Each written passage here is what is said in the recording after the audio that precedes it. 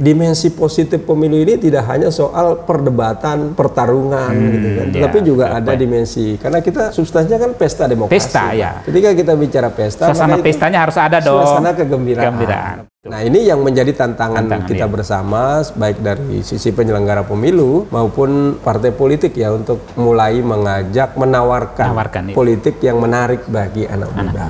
Saya memulainya di tahun 2003, kebetulan mungkin beruntung aja. Nah selama proses 10 tahun, sekarang sudah mau 20 tahun. Dan ternyata yang paling penting itu pertama, kita harus punya kompetensi, harus profesional dalam bekerja. Dan yang paling mahal itu soal integritas. Ketika integritas ini tercederai, kita nggak bisa obati, Pak.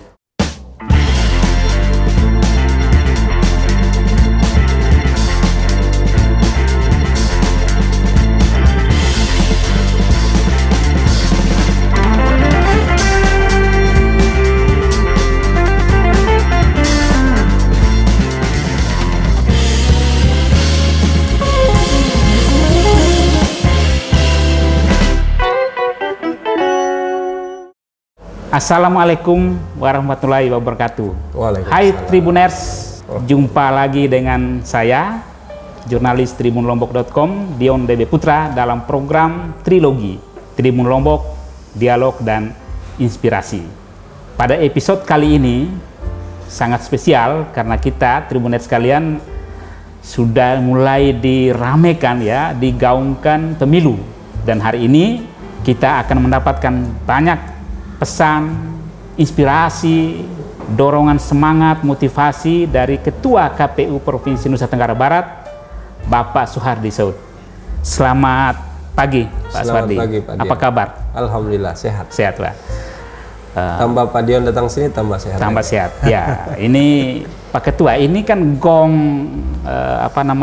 pemilu ya, ini sudah mulai dipanaskan sejak 14 Juni kemarin ya. 14 Juni kemarin. Jadi itu apa penggeliat yang sekarang di NTB sudah mulai jalan ini? Apa Pak Ketua? Ya, memang kalau pemilu itu kan hitungannya 20 bulan sebelum hari H itu tahapan mulai masuk. Masuk, ya. Itu kena 14 Juni tahun 2022. Ya. Nah ini kenapa harus 14 Juni ya? Memang itu starting point. Starting point. Walaupun sebelumnya tanggal 14 Februari kita juga sudah meluncing waktu itu, tapi hanya meluncing hari H. Hari H ya. Pemungutan suara. Hari kasih sayang ya itu Pak Ketua ya.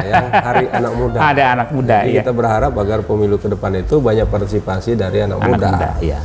Nah, terus apa yang dilakukan KPU pada saat ini? Memang KPU pada saat ini sudah membuka untuk persiapan verifikasi partai politik, di mana partai-partai politik sekarang ini sudah banyak mengambil akun sipol.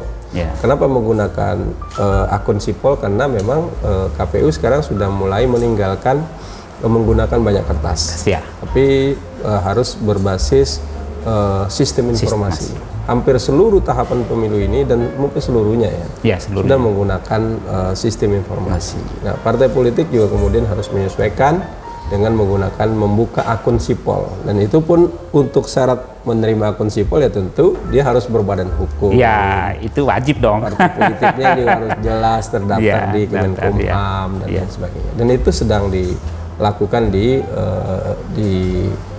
Imbon di Jakarta sebagai tempat mereka harus mendaftar dulu. Ya. Jadi sekarang ini tahapannya sudah mulai ke sana ya, Pak Ketua ya. Mungkin Pak Ketua bisa ceritakan, gambarkan secara garis besar lah tahapan-tahapan ini sampai dengan minimal tahun 2023 ya, titik-titik fokus kegiatan KPU secara nasional dan terkhusus di Nusa Tenggara Barat. Ya, memang di tahun 2022 ini kita pertama kita akan verifikasi partai politik dari 29 Juli nanti sampai 13 Desember. Kemudian nanti di bulan Oktober juga akan ada pemutakhiran daftar pemilih. Kemudian di tahun ini juga akan mulai membuka pendaftaran DPD gitu kan. Nah, ini yang kemudian sedang kita siapkan. KPU juga sedang menyiapkan regulasinya, karena seluruhnya kan harus PKPU itu kan harus dikonsultasikan ke DPR ya. Untuk mendapatkan masukan, diuji juga di publik supaya legal draftingnya itu bisa dipertanggungjawabkan. Nah itu yang kemudian kita juga di pemutakhiran daftar pemilih kita sudah mulai dari daftar pemilih berkelanjutan, di mana kita setiap bulan sudah mengupdate data pemilih terbaru yang berdasarkan siklus bulanan. Karena kita menganut continuous data continue ya. Di samping nanti ketika masuk pemutakhiran daftar pemilih di bulan Oktober nanti, maka itu sudah menjadi tahapan pemilunya. Jadi kita akan menyiapkan perangkat sampai ke tingkat desa untuk ikut memutakhirkan daftar pemilih. Mungkin bisa diupdate sedikit untuk Tribuners, terutama masyarakat NTB. Itu kita data pemilih terakhir sekarang berapa, Pak? Posisi kita di angka 3,7 juta. Itu dibanding pemilu sebelumnya ada peningkatan berapa persen, Pak Ketua? Ya, ada peningkatan ya, karena ini kan kita belum melakukan secara masif, masih secara masih kita terus berkoordinasi dengan lembaga-lembaga negara yang lainnya. Jadi kita belum langsung turun ke masyarakat. Kita misalnya dengan Kementerian Pendidikan, dinas-dinas terkait, dengan pondok pesantren, kita dengan Kemenak dan lain sebagainya. Ini baru kita meramu dari informasi-informasi yang sudah ada. Tetapi nanti ketika proses tahapan itu, maka kita akan masif dengan sampai ke desa-desa dan kita akan menggunakan sistem informasi. Kalau Bapak buka sekarang ini bisa dicek lindungi hak pilih. Lindungi hak pilih, benar ya, lindungi hak pilih ya. Lindungi hak pilih, kan? Nah itu jadi anak-anak muda sekarang atau yang lain juga bisa ngecek. Saya ngecek tinggal di desa mana, saya terdaftar di TPS mana, itu gampang Pak. Sudah terdaftar atau belum? Terdaftar atau belum. Nah ini juga akan memudahkan. Kalau dulu kan kita harus cek ke kelurahan dulu, gitu kan. Tapi sekarang udah nggak bisa begitu, karena teknologi ini harus bisa memberikan supporting yang kuat terhadap menerjemahkan regulasi. Jadi salah satu yang penting ya dibandingkan pemilu yang lalu Pak Ketua dengan 2024 adalah sentuhan teknologinya jauh lebih baik ya, supaya memudahkan pemilih, terutama apalagi tadi Pak Ketua sebut anak-anak muda ya, yang mereka sudah tidak suka dengan hal yang manual. Itu mungkin kalau Pak Ketua dengan saya mungkin masih familiar, tapi bagi anak-anak kita yang masih baru, yang mereka lebih teknologi. Jadi poinnya itu salah satu, mereka lebih dimudahkan ya untuk tahu misalnya, oh lindungi hak pilih saya terdaftar di mana, segala macam. Ya saya kira ini yang memang perlu terus-menerus disosialisasikan Pak Ketua. Betul, Pak. Karena kalau pemilu tidak masuk ke tren dunia ini bisa ditinggal ya, betul, dan apalagi kalau penyelenggaranya tidak menggunakan memanfaatkan teknologi informasi. Dan itu bagian dari Pak Ketua ya, bagaimana meningkatkan atau minimal mempertahankan partisipasi pemilih. Data secara nasional kan kita luar biasa. Tahun lalu, pemilu lalu 81%. Bahkan waktu itu di 2019 orang banyak mempertanyakan apakah linear nggak pilihan presiden dengan pilihan legislatif. Nah setelah kita cek, memang ternyata hampir sama. Gitu. Cuman ada beberapa catatan yang kita temukan waktu rekapitulasi. Ternyata memang ada yang ingin memilih capres saja tidak mau memilih caleg yang lain. Dan dikasih nggak mau. Kita juga bingung waktu itu gimana cara kok data bisa berbeda. Itu ada di kejadian di Lunyuk, Sumbawa.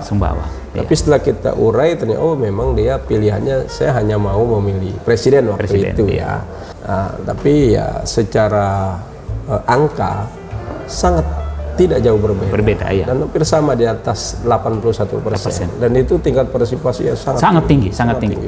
Mungkin tertinggi dalam sejarah pemilu Indonesia ya. Memang kita rata-rata tinggi ya. Di tengah apatisme publik ternyata masyarakat kita masih sadar ya. Biasa, gitu. Dan untuk pemilu ini kita masih ditarget di angka itu, atau ada semacam patokan dari KPU, ada angka apa? Atau masih mudah-mudahan masih di range 80-an itu ya Pak Ketua? Iya, biasanya KPU kalau waktu itu kita memasang target 75. Itu kan angka moderat. Karena kalau angka 80 itu tinggi sekali ya. Dan itu tergantung dinamika, dan ternyata dinamika masyarakat yang sangat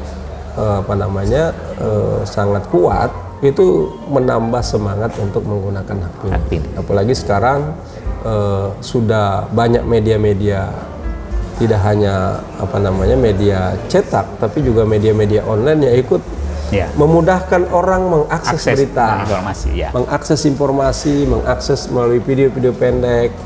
Nah, ini juga akan menjadi tren di 2024. Bagaimana seorang calon presiden, kemudian seorang calon caleg, kemudian calon DPD, bahkan nanti karena tahun 2024 itu kan kita ada 2 momen besar, yaitu ada pemilu 14 April, kemudian ada pilkada serentak 27 Oktober 2024. Nah, ini kan menarik sekali. Karena apa?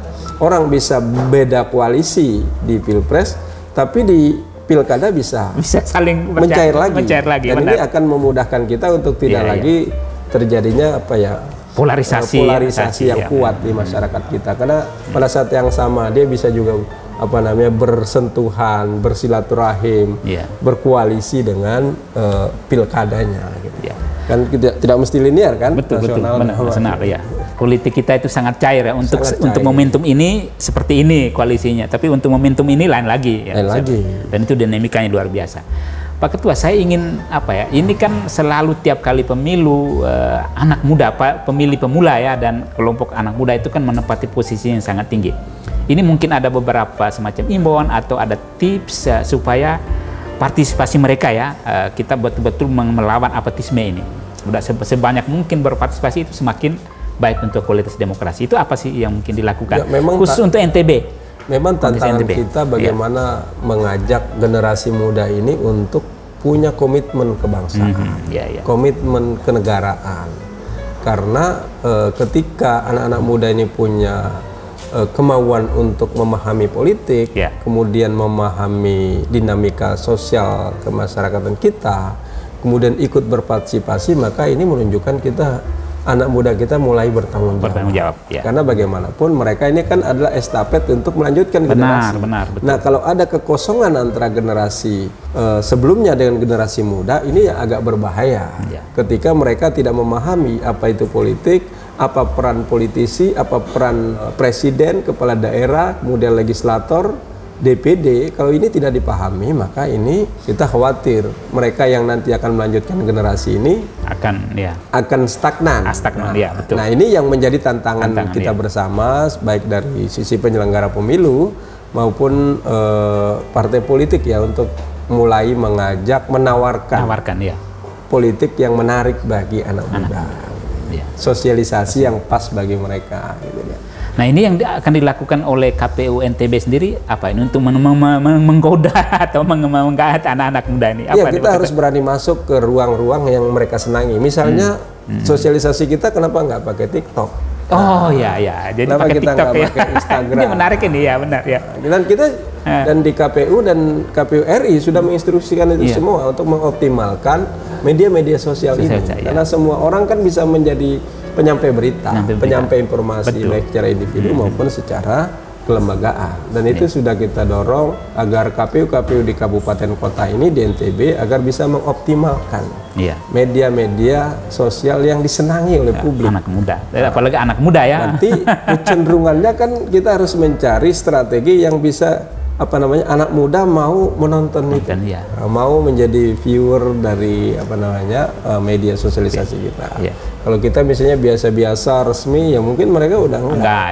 Tapi kalau dengan irama yang menarik, kemudian isu-isu yang pas bagi milenial, maka itu juga akan memudahkan. Jadi nanti sosialisasi antara lewat TikTok ya. Jadi Tribuners ingat itu akan TikTok, nonton TikTok. Bisa jadi kan YouTube sekarang segala macam. Makanya orang di Facebook, di grup WA itu kan kemudian bisa saling memasuki, kan? Nah, ini yang kita harapkan supaya pemilu ini, dimensi positif pemilu ini tidak hanya soal perdebatan, pertarungan gitu kan, tapi juga ada dimensi, karena kita substansinya kan pesta demokrasi. Ketika kita bicara pesta, suasana pestanya harus ada dong. Suasana kegembiraan. Apalagi 14 Februari besok kan kita akan pemilu. Nah, ini pemilunya anak muda. Saya kira ini pesan penting Pak Ketua. Jadi orang itu mencoblos datang ke TPS dengan gembira ya, dengan happy ya, dengan perasaan senang. Tidak karena misalnya tertekan, wah kalau saya nggak ke sana nanti akan dibilang ini, enggak. Tapi orang tuh betul-betul ke sana dengan happy ya. Itu makna pesta tadi ya, Pak. Pesta demokrasi. Karena kan orang datang ke TPS tuh bisa saling ngobrol, bisa ya. Silaturahim lah sekaligus. Mungkin nggak pernah ketemu dengan berada di TPS itu orang jadi ketemu gitu kan. Jadi mempertautkan persaudaraan kita. Gitu. Dan perkara perbedaan pilihan, perbedaan politik itu biasa saja. Tapi bahwa orang ke sana untuk happy. Saya kira ini pesan penting, Pak. Bahwa pemilu itu bikin happy ya, bikin gembira.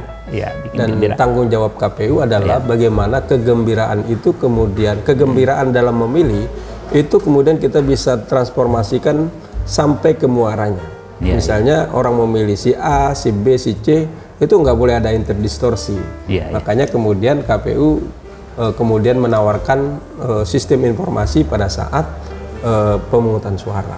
Ya, kenapa tidak misalnya Sirekap nanti ya kita tunggu kebijakan KPU RI itu sudah diinisiasi di Pilkada kemarin, sistem informasi rekapitulasi, sehingga hasil rekap ini kan bisa disaksikan oleh publik. Pertanyaannya kalau ada tuduhan curang itu masa lalu. Ya benar. Ya. Karena kita teknologi ini kan membuka transparan, akuntabel, dan bisa disaksikan oleh semua orang. Iya. Jadi itu semakin. Kemudian Pak Ketua tadi singgung sedikit tentang regulasi ya. Kira-kira regulasi apa yang menjadi fokus KPU sekarang ya? Supaya minimal kan pasti mungkin ada perbedaan dengan pemilu sebelumnya. Tapi yang sekarang ini mungkin regulasi apa yang sehingga ini mungkin forum sosialisasi juga kepada partai, kepada masyarakat juga. Ya memang kalau regulasi. Kita harus akui undang-undang yang digunakan atau regulasi dasar yang digunakan antara 2019 dengan 2024 itu undang-undang yang sama ya? Undang-undang 7 ya? Tahun 2017. Nah ini karena undang-undangnya sama, maka PKPU-nya juga harus memberikan kalau di 2019 sudah ada lompatan, maka sekarang harus lebih lompat lagi. Lebih maju lagi ya. Kalau dulu misalnya iklannya mungkin tidak banyak menggunakan media online ya. Sekarang harus dibuka ruang bagi peserta pemilu untuk bisa berkampanye di media-media tidak hanya media cetak saya kira kan. Apalagi sekarang media digital ini sudah luar biasa sangat ini. Dan ini juga harus kemudian diakomodasi oleh KPU dalam membuat regulasi-regulasinya. Salah satu itu ya Pak Ketua yang akan lebih ini karena kita tetap acuannya pada undang-undang. Kemudian untuk konteks Nusa Tenggara Barat, Pak Ketua, apa kira-kira yang menjadi semacam challenge atau tantangan yang harus menjadi perhatian serius dari KPU NTB? Kalau NTB ya, alhamdulillah selama saya di penyelenggara pemilu kebetulan saya ini yang periode kedua. Dan ya alhamdulillah relatif masyarakat kita sangat terbiasa berdemokrasi, tidak sampai berdarah-darah, pemilu tidak lagi isu-isunya sudah bisa terkelola dengan baik. Isu-isu lokal misalnya tidak lagi terlalu kuat, tapi soal kompetensi, soal kapasitas, dan yang paling penting misalnya saya ingin sampaikan ke publik bahwa masyarakat tuh harus tahu isi pikiran dari para calon, dari para kontestan ini apa, karena mereka lah yang akan merumuskan regulasi, membuat kebijakan. Nah ini kan harus diuji juga. Makanya harus banyak ruang-ruang bagi masyarakat untuk menguji kapasitas mereka. Kenapa tidak misalnya calon presiden atau calon bupati, calon gubernur nanti dibuat podcast gitu kan? Harus dong ya. Atau calon legislatif dilihat isi kepalanya seperti apa, supaya kita tidak. Jadi jangan beli kucing dalam karung ya Pak Ketua ya. Apalagi membeli kucing berkarung karung. Jadi benar. Seperti itu Pak. Karena pemilu kita ini mahal. Saya kira ini juga harus menghasilkan orang-orang yang terbaik ya. Jadi memang ya saya kira ini sentilan Pak Ketua menarik ini untuk para calon ini ya. Ayo dong tanda kutip ya mensosialisasikan diri dengan cara-cara yang kepada masyarakat ya, hadir bikin podcast, bikin ini Tribun menyempatkan untuk kesempatan podcast juga ini untuk para calon ya. Kemudian Pak Ketua ini di belakang saya ini banyak sekali piala-piala segala macam ini kok piagam penghargaan ini bisa cerita ini kan banyak apa ini? Ya ini apa ya? Ini ketika kita mengelola pemilu biasanya KPU RI itu membuat award. Iya. Baik dari sisi sosialisasi, integritas penyelenggara pemilu, dan alhamdulillah KPU NTB penuh dengan penghargaan-penghargaan. Misalnya dengan keterbukaan informasi publik, kami mendapatkan 4 tahun berturut-turut dari KI NTB. Wah, luar biasa untuk, ini.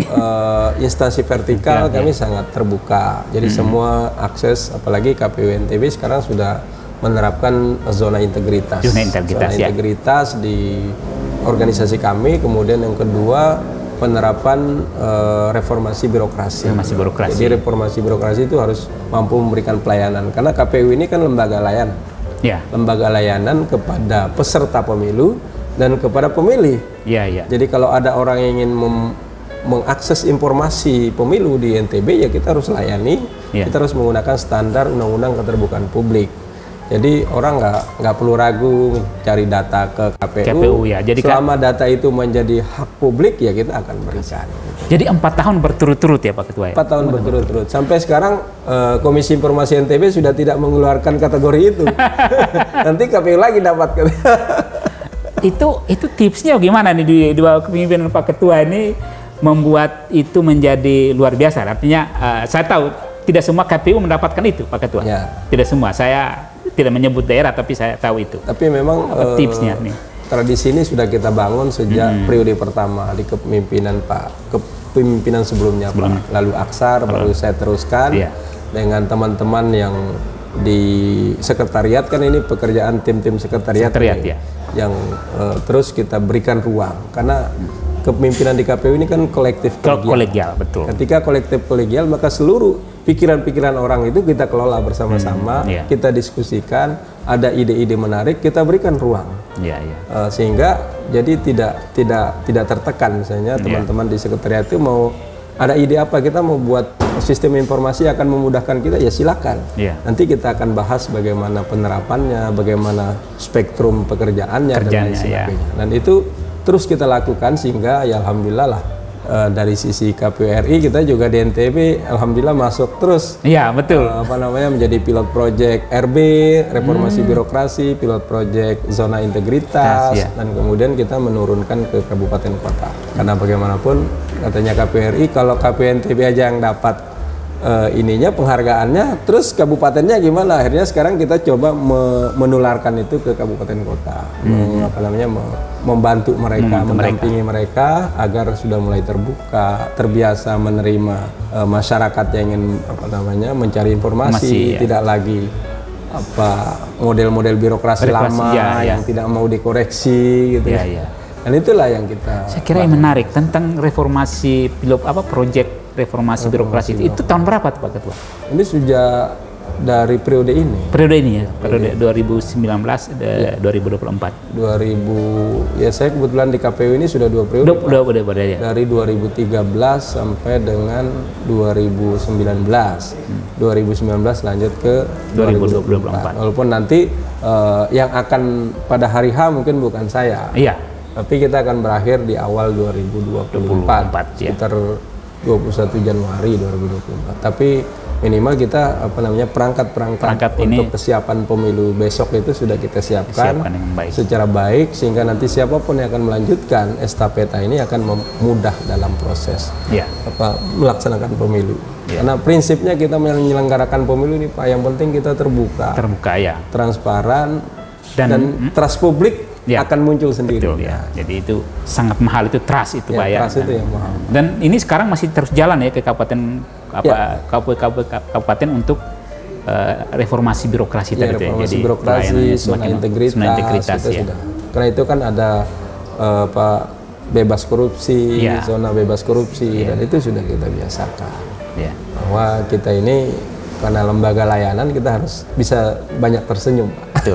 Ya memang saya terus terang, memang walaupun saya belum lama di sini, tapi sejauh ini KPU NTB dan juga kabupaten kota di sini praktisnya hampir nggak ada yang kasusnya menonjol sampai menjadi alhamdulillah pusat perhatian nasional. Kalau di tempat saya malah banyak itu.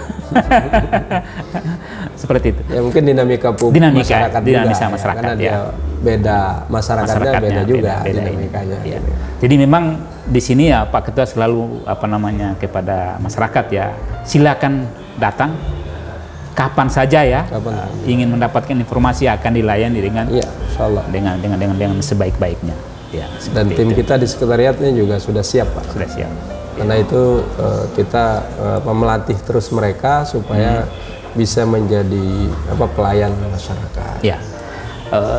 Kemudian Pak Ketua, kan terakhir KPU sudah katakan memberi batas lah untuk petugas KPPS itu batas usia 50 tahun. Ya, 50 tahun. Nah, ini mungkin bisa dijelaskan kepada publik ini kira-kira mengapa penting. Tentu mungkin belajar dari pengalaman sebelumnya Pak Ketua, dan mungkin ada imbauan kepada anak muda lah kalau bisa ya menjadi jangan malu-malu atau bahkan berani mengambil peran untuk jadi petugas KPPS ini. Ya, saya kira orang yang baik, lembaga yang baik itu adalah yang mampu belajar dari pengalaman sebelumnya. Kita menyaksikan bahwa di 2019 begitu banyak beban pekerjaan, dan ternyata salah satu bebannya itu karena banyaknya salinan yang harus dia selesaikan. Kerja sampai subuh itu bisa berhari-hari Pak. Nah, sehingga KPU sekarang membuat aturan. Kalau dulu kan pemungutan suara dan penyelesaian administrasi dilakukan pada waktu yang sama. Nah, sekarang dibuat berbeda sama. Jeda ya. Jadi ada jeda. Misalnya 14 Februari itu pemungutan suara, nanti 15 Februari baru bisa dilanjutkan lagi untuk proses berikutnya. Rekapitulasi dimulai dan lain sebagainya. Dan ini saya kira ini ada jeda bagi masyarakat, petugas kita untuk bisa menyelesaikannya. Apalagi kalau besok kita menggunakan digitalisasi lebih banyak, apalagi salinan digital bisa dipakai, dan ini mudah-mudahan KPU dan perumus perumus kebijakan dengan DPR bisa mendorong transparansi ini supaya beban kerja yang di tahun 2019 tidak terulang di 2024. Nah, tapi kita juga punya strategi. Salah satunya adalah membatasi usia. Ya. Jadi usia yang bisa menjadi KPPS mungkin sampai 50 tahun. Ya. Dan itu cek ada komorbid apa enggak. Ya, benar, supaya lebih fit lah ya. Jadi biar kita nggak saling menyalahkan, nanti setelah pemilu baru ramai lagi kan. Ya, kalau kita tahu itu maka kita harus mempersiapkan, dan saya kira KPU concern di situ Pak. Dan kepada anak-anak muda, ayolah, kesempatan juga nih Pak Ketua ya. Ya, saya kira anak-anak muda juga harus berani tidak hanya melihat pemilu itu dari luar. Kita berharap agar bisa masuk menjadi penyelenggara ya. Apalagi kemarin beberapa waktu lalu Ketua KPU RI juga mulai mewacanakan kenapa tidak anak-anak mahasiswa dari kampus, itu penting itu Pak ya, dengan konsep merdeka belajar, terus kegiatan-kegiatan bisa di luar kampus, itu kenapa tidak menjadi penyelenggara pemilu di daerahnya masing-masing. Jadi pulang menerapkan idealismenya itu diuji nanti di lapangan, bisa menjadi penyelenggara, dan mungkin trust publik juga akan membuat jadi lebih percaya dengan hasil pemilu. Saya kira ini poin penting ini. Ayo anak muda, saya kira harus jadi KPPS ini ya. Kemudian Pak Suhardi, saya itu membaca Bapak punya rekam jejak ya.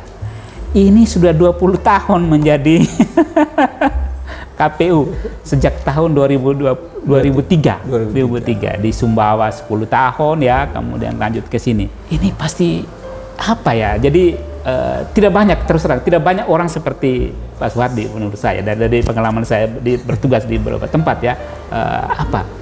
Kira-kira yang mengasihkan Pak Suhardi ya selama menjadi penyelenggara KPU, dan tentu saja sakit kepala juga banyak, saya tahu itu silakan berbagi ke Tribuners ini. Ya, saya memulainya di tahun 2003 setelah selesai kuliah tahun 2002. Ya, kebetulan mungkin beruntung aja ada seleksi karena background saya sebagai aktivis mahasiswa waktu itu di kampus di Universitas Mataram, kemudian di organisasi ekstra. Dulu di HMI Pak ya? HMI, saya ketum HMI waktu itu di Mataram.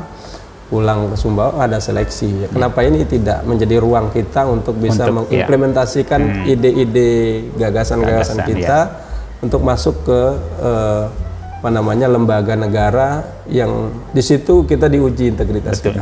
Nah, selama proses 10 tahun, sekarang sudah mau 20 tahun. Dan ternyata yang paling penting itu pertama kita harus punya kompetensi. Kita harus punya kompetensi, harus profesional dalam bekerja, dan yang paling mahal itu soal integritas. Benar. Ketika integritas ini tercederai, kita nggak bisa obati, Pak.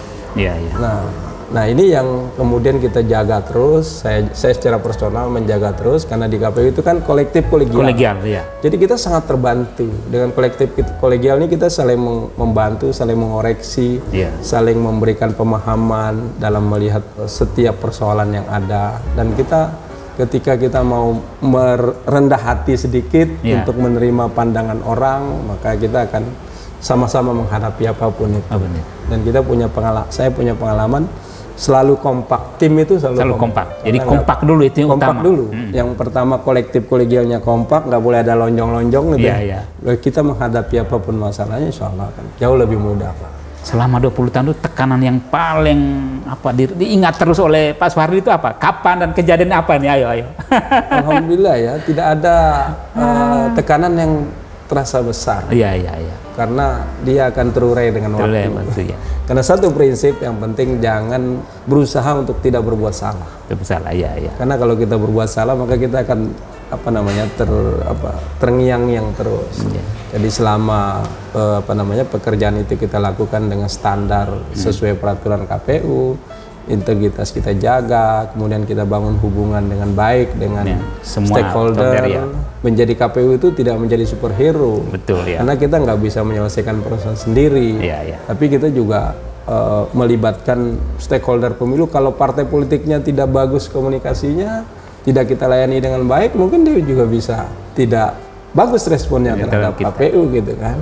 Tetapi ya alhamdulillah dalam proses itu kita menghadapi dinamika yang luar biasa, dan dari tahun ke tahun, dari 2003 sampai sekarang pemilu ini semakin baik. Semakin transparan, dan dengan adanya teknologi informasi yang digunakan, keberanian KPU untuk membuka diri hasil pemilu, proses, maka itu semakin kita terjaga sebagai penyelenggara.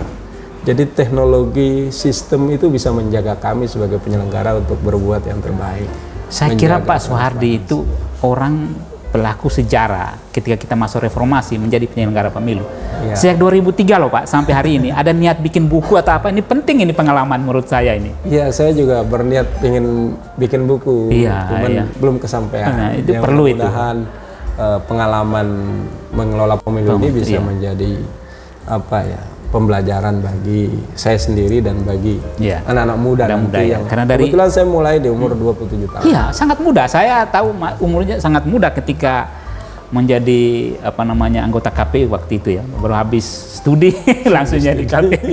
Bayangkan dalam 20 tahun ini saya membayangkan ini menghadapi perilaku politisi yang aneh-aneh banyak sekali nih 20 tahun ya. Tapi ternyata pendekatannya sama. Sama ya. Mau di mana-mana saja. Yang penting kita baik saja.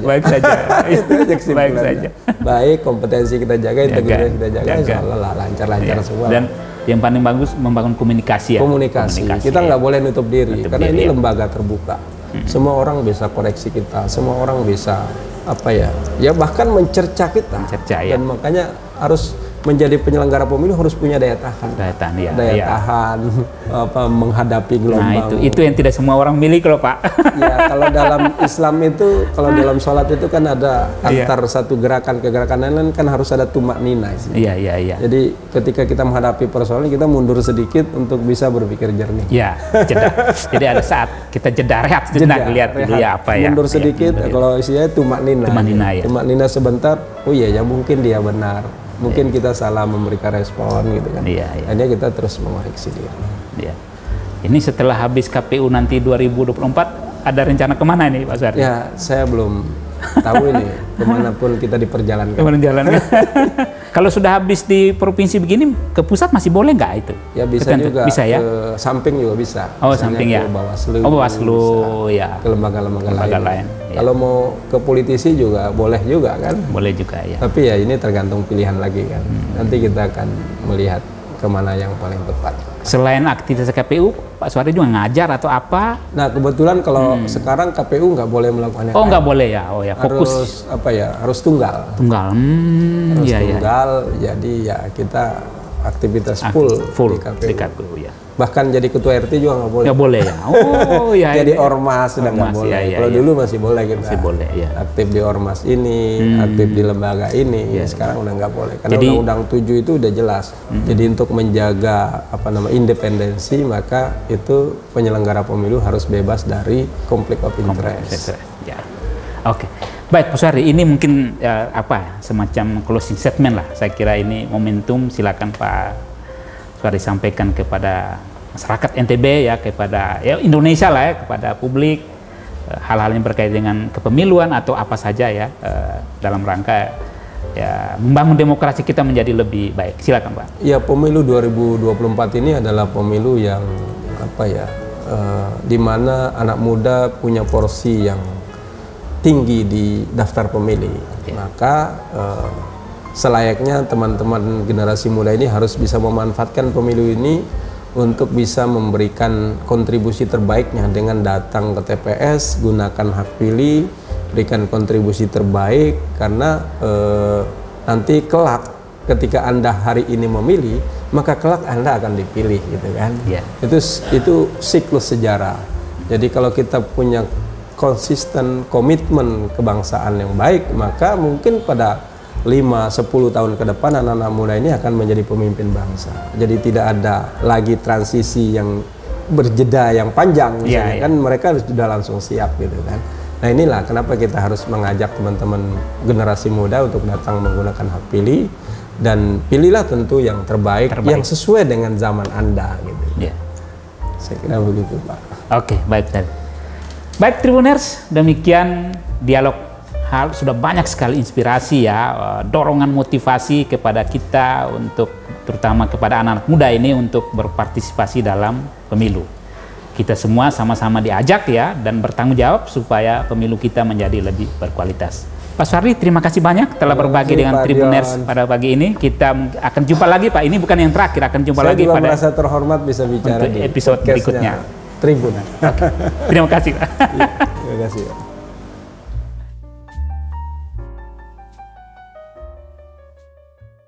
Terima kasih sudah nonton.